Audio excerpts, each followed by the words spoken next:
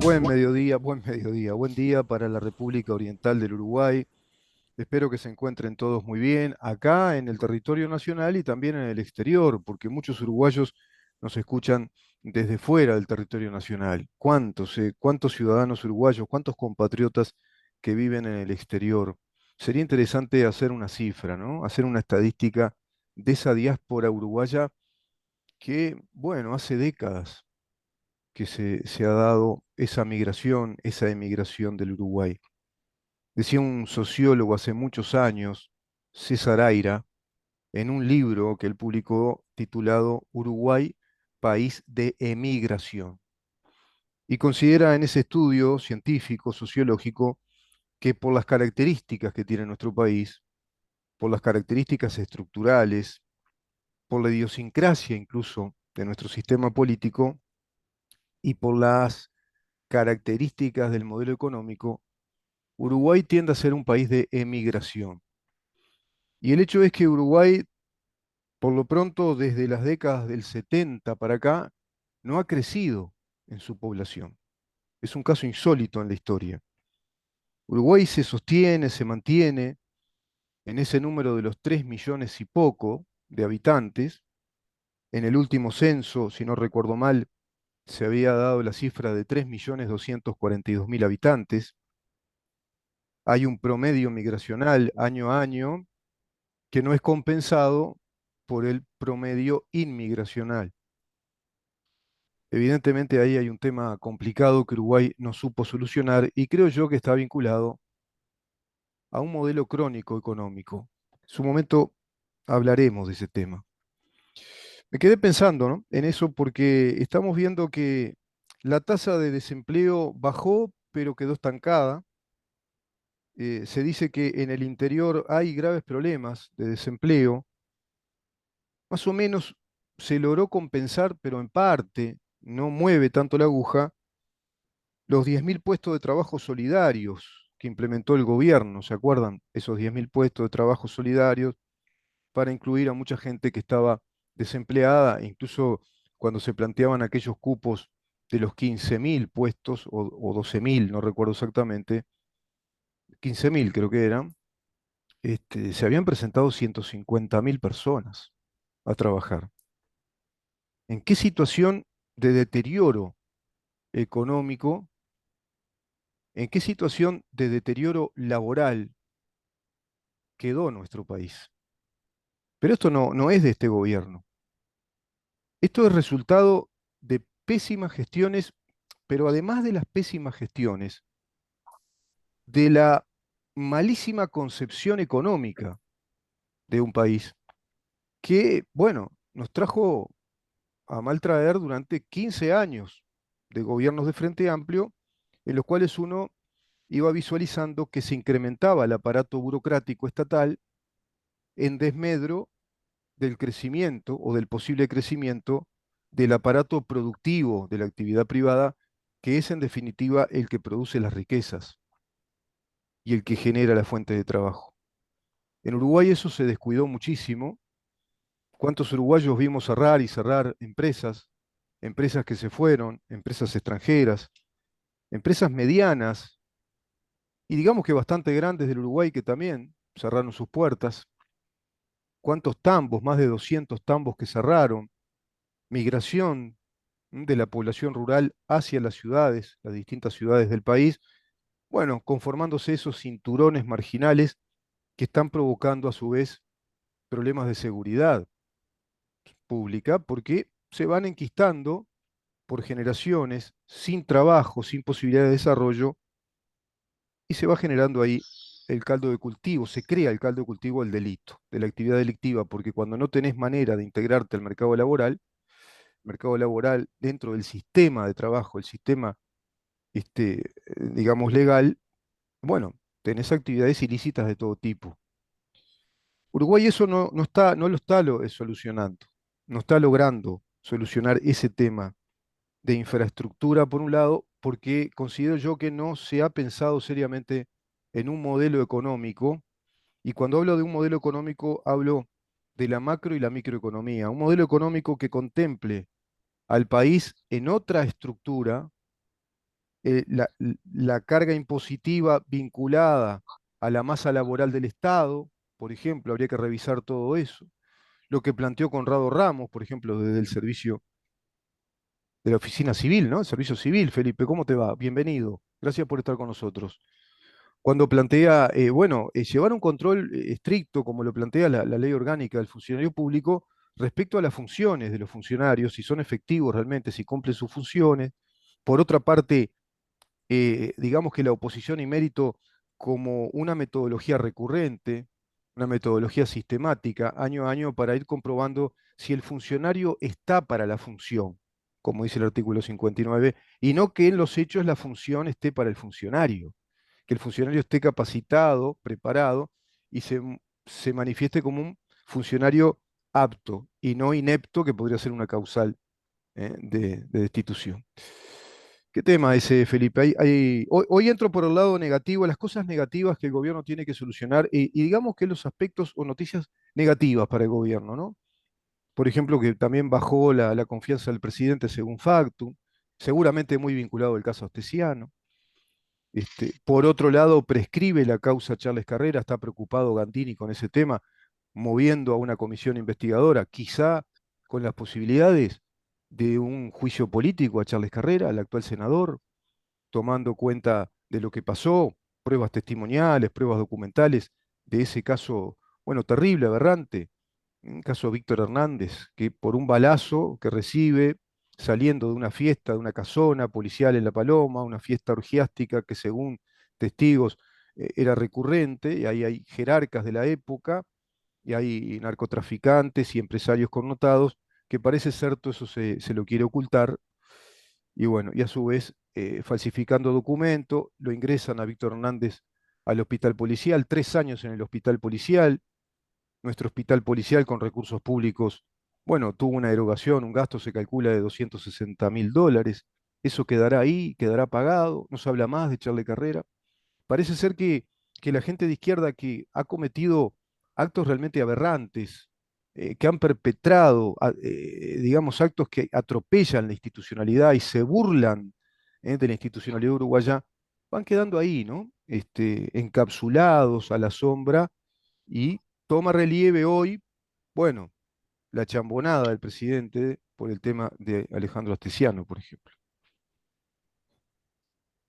Rubén, audiencia, un placer estar un martes más participando del programa. Son muchos temas que nos convocan. La agenda política se ha dinamizado mucho y me quedé pensando en lo de la encuesta de Factum, ¿no?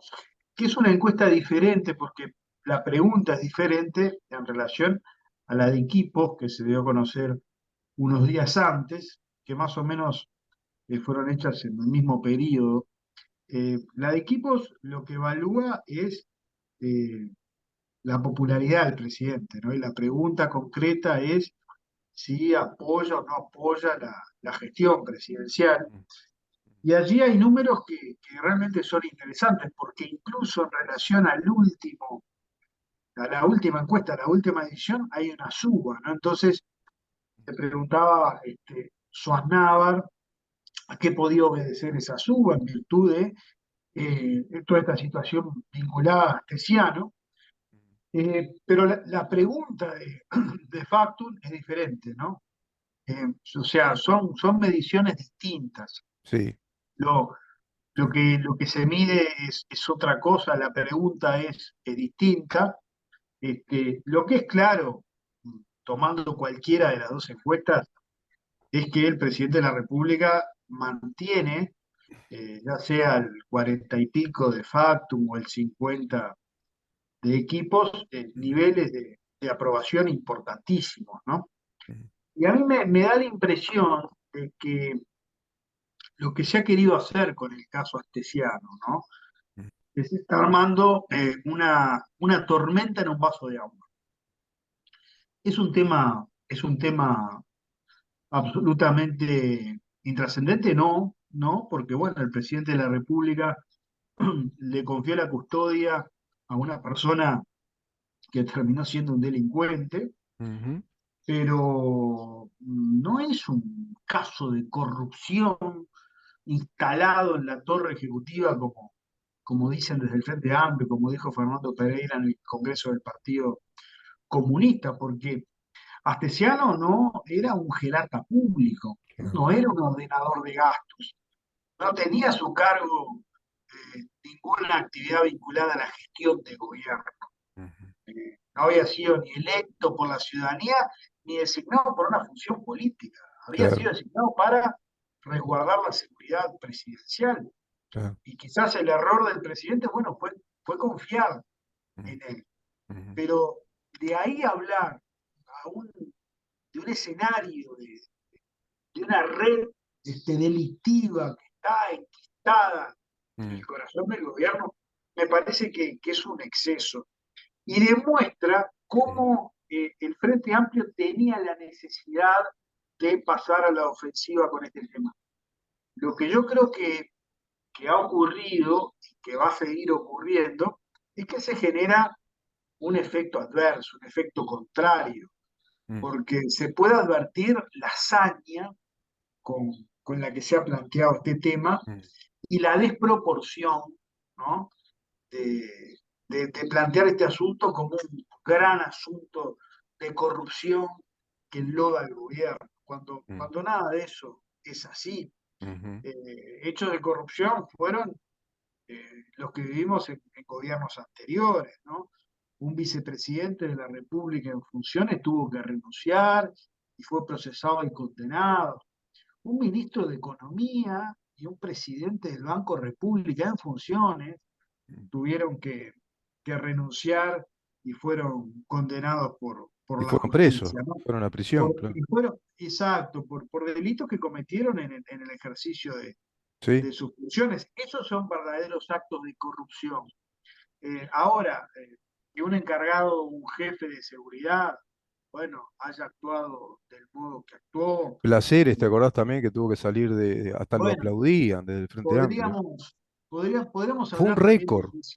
Yo creo que y el Frente podríamos Amplio fue un hablar, récord de casos, ¿no?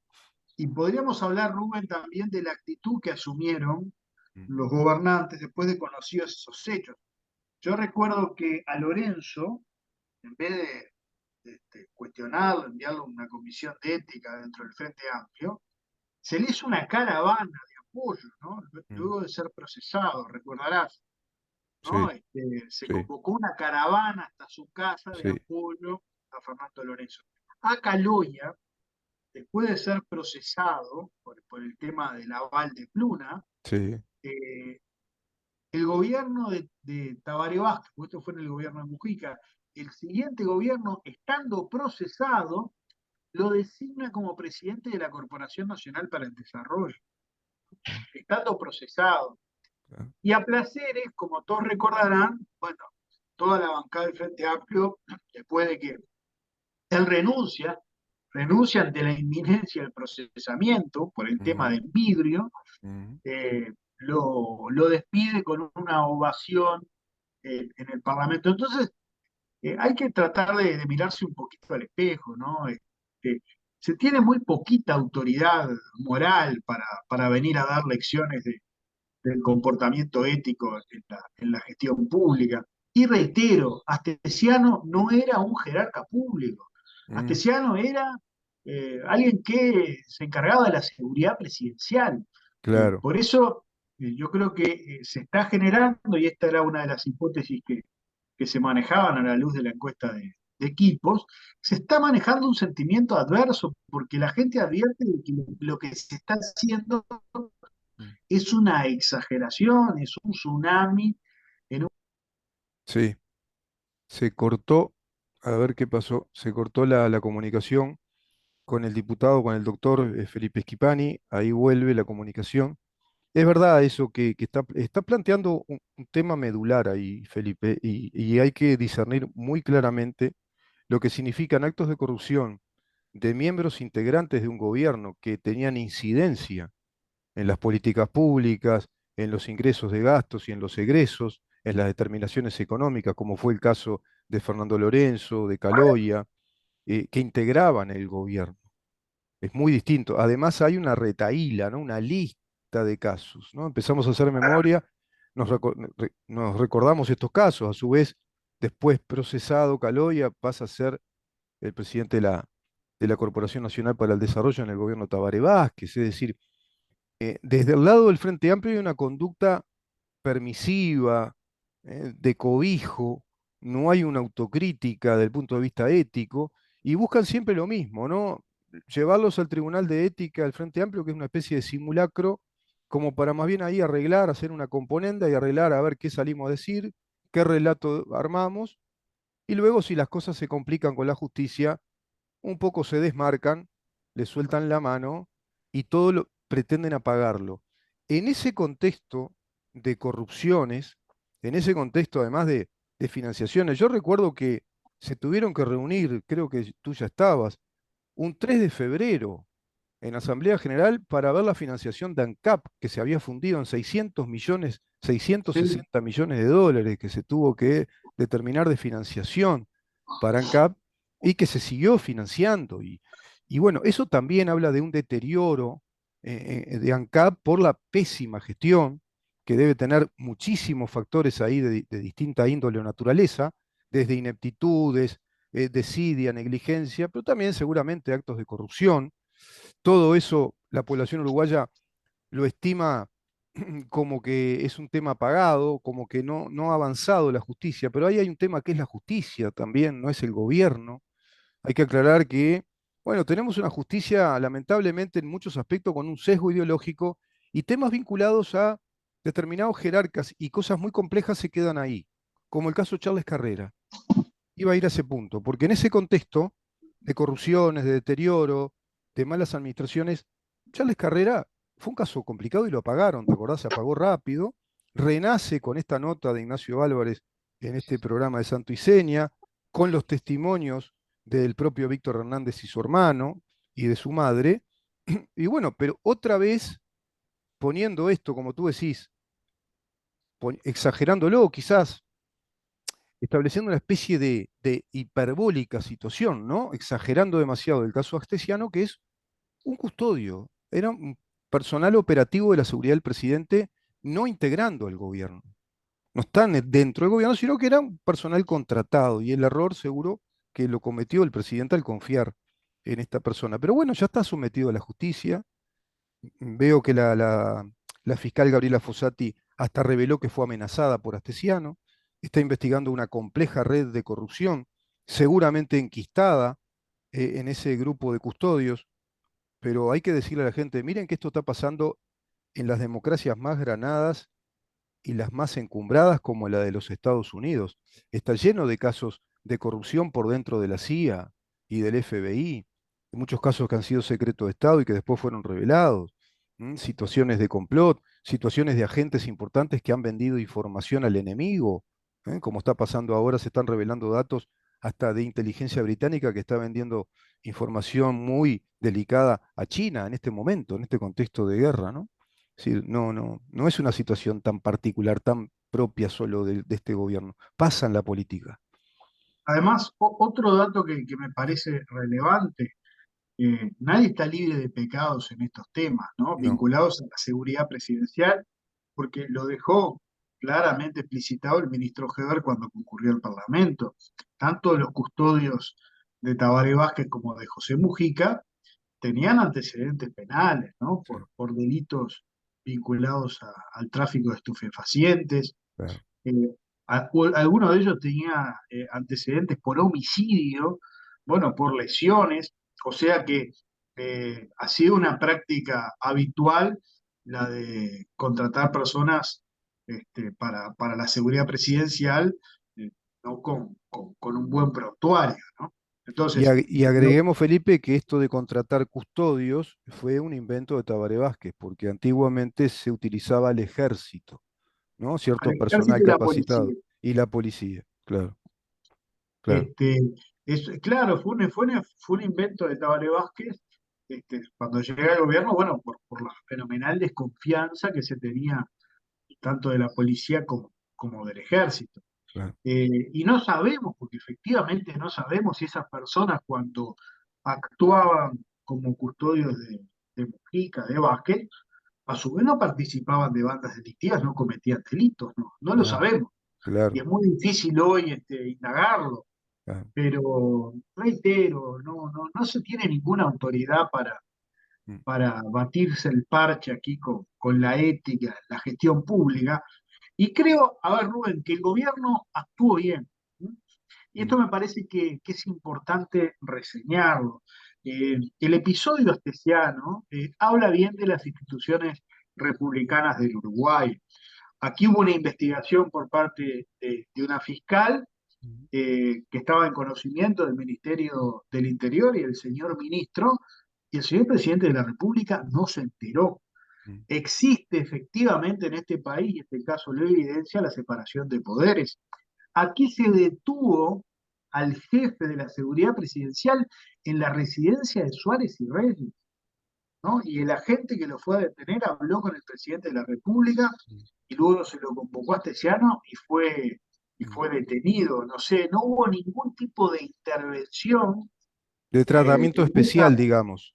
ningún tratamiento especial, Fue ningún... como cualquier casa de vecino, ¿verdad, Felipe? Como cuando alguien está Exactamente. investigado y te llega la policía con el cedulón que te invitan a ir a la justicia. Mm, Y eso habla muy bien de la República, del funcionamiento de los poderes, de su independencia y de la actitud que tuvo el presidente, que al día siguiente dio la cara. mm, Al día siguiente convocó una conferencia de prensa mm, y dio la cara y asumió la responsabilidad, que es una responsabilidad que, como bien dicho, ha dicho es de él mm, porque él confió en esa persona. mm. Y después se ha montado toda una telenovela y Sí. hay Ahora medios de yo le prensa. diría al presidente que saque esa cara de compungido, ¿no? Porque si él no tiene cola de paja, no tiene la conciencia limpia, que vuelva a ser el presidente con aquella sonrisa, más fresco. Se lo nota muy cambiado, ¿no? Muy contracturado. Evidentemente le afectó el tema, pero bueno, vamos a sobreponernos y a mostrar con grandeza presidencial que nadie está libre de estas cosas, nadie está libre. Y máxime cuando se inventó esta desconexión entre la policía y el ejército y presidencia, que fue, como bien decís, un movimiento, una movida del Frente Amplio por desconfianza. Era la izquierda que subía al poder y por desconfianza con militares y policía decidieron este tipo de custodios, de guardias contratadas.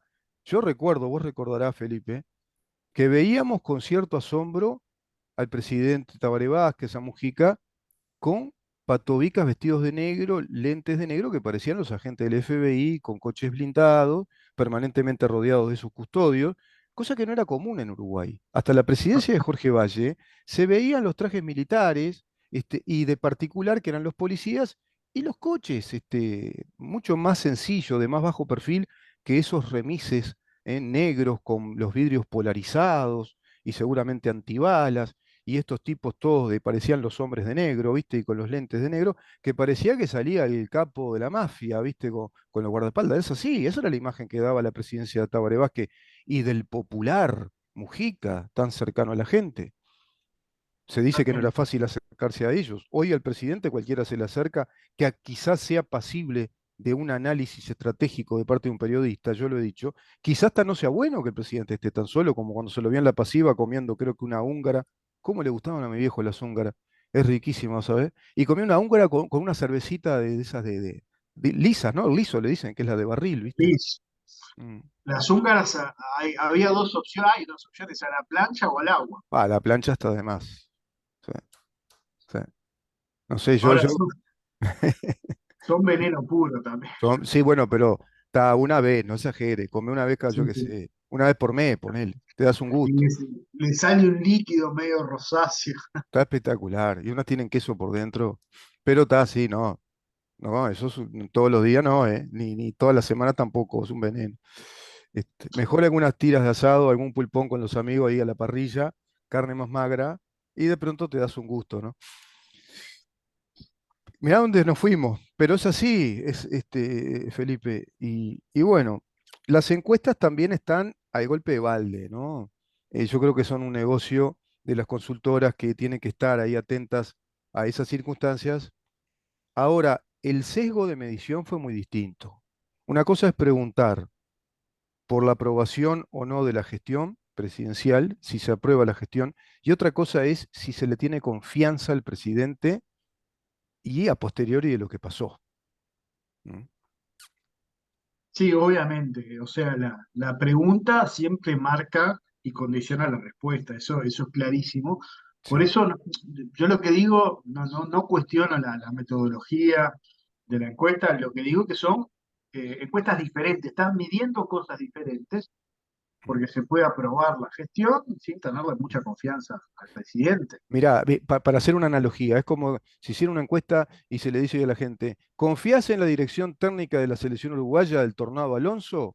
Y hoy te van a decir que sí, lo clasificó, hizo esa remontada, veníamos muy complicados, vamos al Mundial, jugó mucho mejor, pero, pero va Uruguay al Mundial, Dios quiera no pase. Primer partido Uruguay pierde 2-0. Y si ahí vuelven a hacer la encuesta, ¿confías en la dirección técnica del Tornado Alonso? Seguramente va a bajar el nivel de aprobación. Totalmente, totalmente. Las encuestas son fotografías del momento. Claro, el momento. Lo importante es ver la sucesión de encuestas. Lo importante Sí. para tener una perspectiva es ver la película. Mm, Y no hay duda, Rubén, de que la película da cuenta de un apoyo a la gestión presidencial y al presidente personalmente, como hace mucho tiempo no había. Y esto me histórico, ¿no? parece Es un que récord histórico. es histórico. Mm, Y bueno, algunos asignan a la luna de miel, ¿no? A la pandemia, bueno, pero sigue pasando el tiempo mm, y este hombre sigue recabando unos apoyos en la opinión pública mm. importantes. Hay otros análisis que son interesantes, ¿no? El efecto teflón. Algunos hablaban del efecto teflón, ¿Qué es que eso? ¿Eh? como que hay cosas que no lo afectan al presidente. Se Mm, pueden mandar algunas macanas, puede cometer algunos errores, pero es intocable. Esto surge a partir de la gestión Mujica, ¿no? Que recordemos que era un yerro tras otro todo el tiempo, pero sin embargo Mujica, pese a todo eso, seguía manteniendo niveles de aprobación importantísimos, mm, solo comparables a los que tiene el actual presidente. Y se claro, decía, bueno, Mujica es de teflón, ¿no? Como que todo le resbala, ¿no? mm, Y algunos, para justificar esta encuesta de equipos en donde sube la aprobación del presidente, hablaban de ese concepto.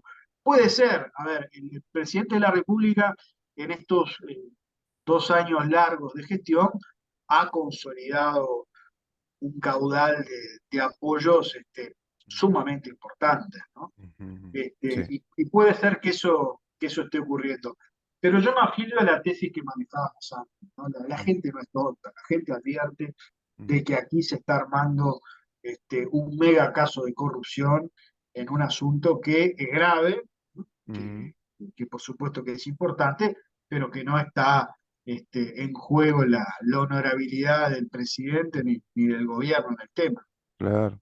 Y va a ser importante que la justicia, bueno, dé con todo este tema, que descubra todo lo que ha pasado, qué organización es, de qué se trata, pero el presidente en esto está por fuera, ¿no? No es un tema de corrupción presidencial o de integrante del gobierno, eran custodios. Bueno, el error está cometido, el error lo subsana la justicia. Es así. Felipe, muchos temas para tratar. Hoy fuimos más por el análisis de las cosas negativas, ¿no? O aparentemente negativas que el gobierno debe sortear o tiene que enfrentar. Hay temas muy positivos, por ejemplo, subieron los bonos de calificación de Confianza País. Distintas consultoras, bueno, le aumentaron la categoría de país inversor.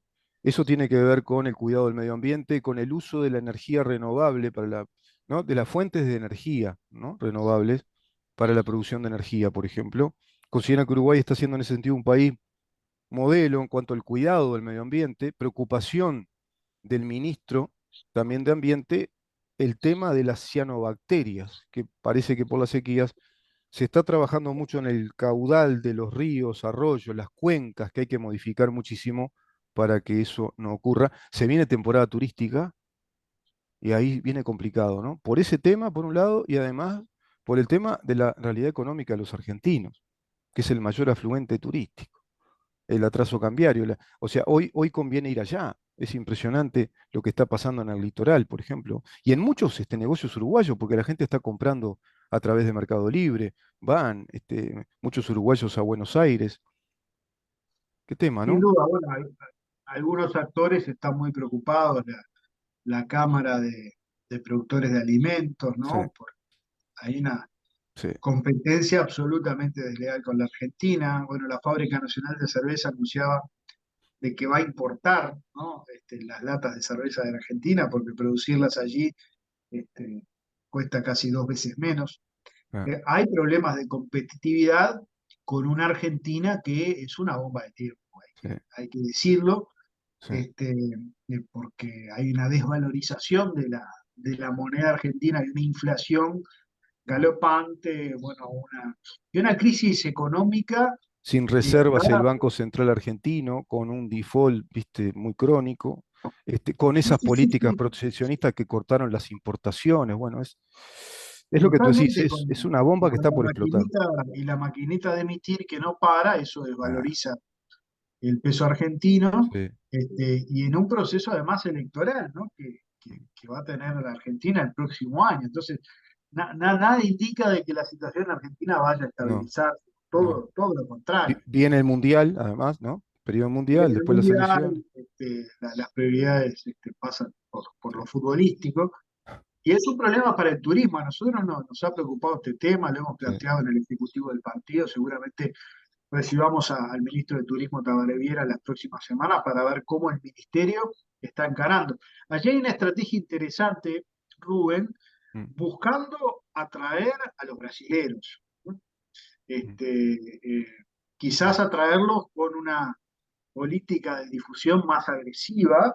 mm, Este, el Uruguay sí está competitivo en relación a Brasil, mm. también ir a buscar a los chilenos. A ver, los argentinos con plata van a venir siempre, para ellos Sí, no, lógicamente, no sí, les claro. cambia nada, y Punta del Este va a estar como siempre está. El tema es justamente Ese turismo de clase media, ¿viste? la Claro. clase media argentina y los uruguayos. Los Claro, uruguayos que hacen turismo interno, que claro, ya se han ido en éxodos a la Argentina, a Buenos claro. Aires, a Bariloche. Bueno, el gran temor es que vayan también a las playas argentinas, porque claramente es Sí, mucho más económico unas vacaciones en ese país que está tan en precio. sin Pero es duda. un gran tema, el tema del turismo y el tema de determinados productos que, bueno, muchos han Mm, empezado a importar de Argentina porque los costos claro. claramente son mucho más baratos, y eso realmente atenta contra la industria nacional. El Mm, tema del pollo, ¿no? Está mm, entrando mucho pollo sí, argentino. Los productores uruguayos están muy preocupados, nosotros hemos conversado con ellos, sí. tenemos una reunión en los próximos días con el ministro de Ganadería. Mm. El tema argentino es un tema Las pastas preocupante, empaquetadas también, ¿viste? Están compitiendo mucho. Además, ellos tienen totalmente. marcas de referencia. Sí, sí, sí. Si te parece, podemos conversar ese tema en la próxima. Capaz que en Podemos una de esas conversar tenemos ese la tema. fortuna de conversar contigo y capaz que es posible, no sé si será posible hablar con el ministro de Turismo. Sería ¿Cómo no? interesante. Sería Sí, sí, sí, interesante. sí. Quizás hacer Este, una nota con él y contigo en el mismo espacio de pronto. Encantado. Me Y parece que otro sí. tema, Rubén, que deberíamos agendar Mm, para algunos de estos martes, mm. es el tema del proyecto Neptuno. Ah, sí. Hubo una comparecencia del ministro de Ambiente, Mm. eh, y bueno, allí quedaron en evidencia el doble discurso de la oposición, ¿no? ¿Sabés quién te voy a pasar? Dio un informe muy completo del proyecto Neptuno, Álvaro Alfonso, que él integra más la OCE, Bueno, y fue explicó muy alcalde de bien de qué se trata. Aguascalientes. Sería interesante también de pronto agendarlo y conversarlo contigo, con él. Sería muy interesante, ¿eh? Porque es un proyecto inevitable, tiene que venir, ¿no? Que es un Y complemento de la fuente. es, es ponerle el cascabel al gato, porque mirá, desde la década del 70 se está hablando de la necesidad de tener una fuente alternativa de agua Sí, para Montevideo y la zona sí, metropolitana, sí, que ha venido dilatando desde hace 50 años. sí, Y bueno, y el gobierno está encarando este proyecto. No nos damos cuenta, pero está en juego la posibilidad de los montevideanos de acceder al agua potable. Si sí, mañana ocurre un incendio, ¿no? Que paraliza la planta de aguas corrientes, Mm. Montevideo se queda sin agua Se queda y sin eso agua. es una catástrofe. Sí, sí, sí. Es así. Este, y, Sí, y sí. esto lo planteó Eleuterio Fernández Huidobro en su Exacto, momento. exacto. Este, pero bueno, pero para el Frente Amplio, Y son esa, empresas con una expertise impresionante, ¿no? Que son los capos en esto, que es una empresa francesa y española, que han venido a hacer todo el estudio, la prospectiva, la y investigación y los la inversión. israelíes, Y los recientemente también israelíes hay que un informe son los israelí. unos en eso, claro, claro. Pero las cosas que tuvimos que escuchar en ese llamado a sala del ministro, surrealistas. Sí, Si sí, querés, el sí. próximo martes hablamos de Ah, esto. hablamos de ese tema, sí. Me parece muy bien. Gracias, Felipe, por estar con nosotros. Buena jornada y vamos con ese tema el próximo martes. Muy bien, un abrazo grande, saludos a toda la audiencia, Rubén. Que pase muy bien, Felipe. El Chau, chau. doctor Felipe Schipani conversando con nosotros en su columna de los martes, diputado por el Partido Colorado. Vamos a una pausa y vamos a recibir a otro diputado también, columnista de los martes, ya un querido amigo de la casa, como lo es Gabriel Gianoli. Quédate ahí.